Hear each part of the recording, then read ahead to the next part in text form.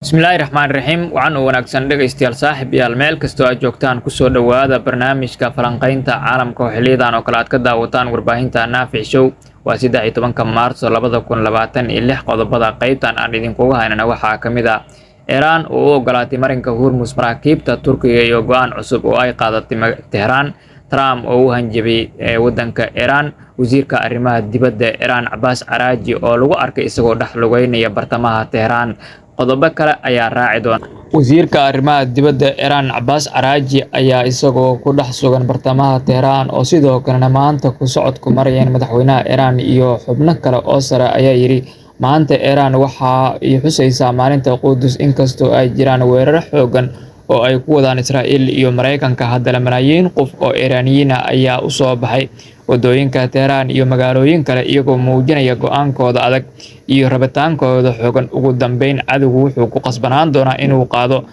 ama aqoonsado awoodda shacabka Iran maalinta Quds waa maalin siyaasadeed iyo diimeed oo sanad kasta la xuso si loo muujiyo taageerada Falastiiniyiinta iyo Quds maalintan waa maalin la qabta Jimcaha ugu dambeeyay ee bisha Ramadaan sanad kasta maalinta Quds waxaa sanadkii 1979 ku dhawaaqay hogaamiyihii kacaanka Iran Rouhani Khomeini kadib kacdoon Islaamiga ee Iran iyadoo ujeedadu laga leeyahay ay tahay in la muujiyo taageerada shacabka Falastiiniyiinta iyo in diiradda la saaro arrinta Quds iyo xaaladda Falastiiniyiinta iyo in lagu cambaareeyo qabsashada Israa'iil ee dhulka Falastiiniyiinta hore aynu ku horeyno Ustaad Axmed Aadan oo ka mid ah barayaasha Soomaaliyeed ayaan wax ka weydiin doonaa wax ku saabsan mujtamaca Khomeini Ustaad soo dhawow waan dhowahay Ustaad Axmed Naafic aad iyo aad ayaan kuugu mahadcelinayaa adiga iyo warbaahintaada Naafic Show waxaan rabnaa inaan galabtay ku soo gudbino halkan macluumaad kooban oo ku saabsan ninka loo yaqaano Mujtaba Cali Khomeini ayatullaahiga cusub ninkan maxaa laga yaqaanaa waa su'aasha koowaad aan isweydiinayno magaciisu waa maxay magaciisa waxaa la yiraahdaa Mujtaba Cali Jawaad Xussein Al-Khomeini la yiraahdaa wuxuu ku dhashay magaalada la yiraahdo Mujtaba Cali Khomeini fi madiinati Mashhad magaalo la yiraahdo ayuu ku dhashay oo Tehran caasimada ka tirsan taariikhdu markay ahayd ayuu dhashay 8 December 1969 Mujtaba Cali Khomeini aabbihiis Cali Khomeini wuxuu dhalay 6 cunug ayuu dhalay 4 wiil iyo 2 gabdhood waxa isagu marka wuxuu ahaa Mujtaba cunuga labaad oo curad xigeenka ayuu ahaa waxa ugu weyn 6daas ilmood Mustafa Cali Khomeini waxa ku xiga Mujtaba Cali Khomeini oo ayatullaahi cusub ah waxa ku xiga Mascuud Maytham Cali Khomeini iyo Bushra Cali Khomeini iyo Huda Cali Khomeini Mujtaba Cali Khomeini waa maxay shaqooyinka iyo waxa uu soo qabtay Mujtaba Cali Khomeini wuxuu ku soo horta waxbartay aan ka soo hadalna waxbarashadiisa asaasiga wuxuu ku soo qaatay magaalada uu ku dhashay ee Mashhad la yiraahdo dugsiga hoose dhexe iyo sare oo uga soo baxay ka bacdina wuxuu u soo wareegay magaalada caamka ah oo xarun diimeedka ah oo loo yaqaano Qum ayuu soo aaday halkaas ayuu diinta islaamka ku bartay oo aad iyo aad ugu xeel dheeraaday acmaashiisii shaqooyinku soo qabtay markuu wax bartay kadib waxa ka mid ahaa wuxuu ahaa mudaris dhiga diinta oo si gaar ah wuxuu dhigi jiray fiqiga iyo culumta kale islaamka ayuu aad iyo aad u daraasayn jiray falanqeeyo aad iyo aad ugu xeel dheer ayuu ahaa fiqiga sidoo kale wuxuu magaaladaas ayuu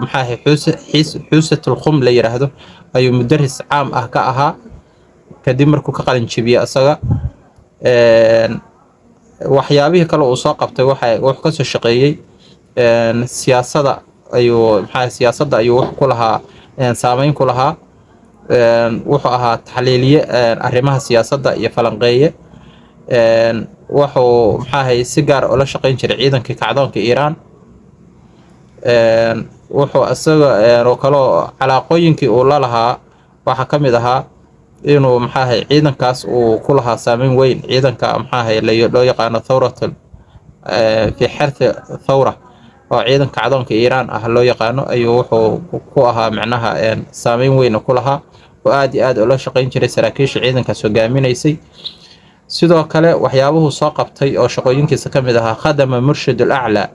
aabihiis ayuu aad ugu soo adeegay ayatullaahi Cali Khomeini oo wuxuu ahaa nin u khidmeeya oo sida gaarka ugu dhow uuna la tashado ayuu ahaa. dhinaca fikradiisa marka aan fiirino fikradda ayatullaahiga cusub ama mujtaba cali khumeyni fikradiisa horta waxa weeye nin rajul diiniyah weeyaa la yidhaahdaa oo waa nin aad iyo aad uga shaqeeya arrimaha diinta kuna xeel dheer oo la sheego mararka qaar inuu aad iyo aad uga xeel dheer yahay xagga diinta aabihiis cali khumeyni. sidoo kale wuxuu aad iyo aad uga fog yahay afkaarta iyo fikradaha reer galbeedka, nin aad uga fog waaye oo aad iyo aad uga soo horjeeda fikradaha reer galbeedka ee xagjirka ah iyo nacaybka islaamka dadka uu ka buuxsamay, nin aad uga fog waaye. intaas waxa weeye marka fikradihiisii. aad iyo aad ayaad u mahadsan tahay. waa ustaad axmed aadan oo falanqayn gaaban ku sameynayay mujtaba cali khamenei iyo waxa uu yahay.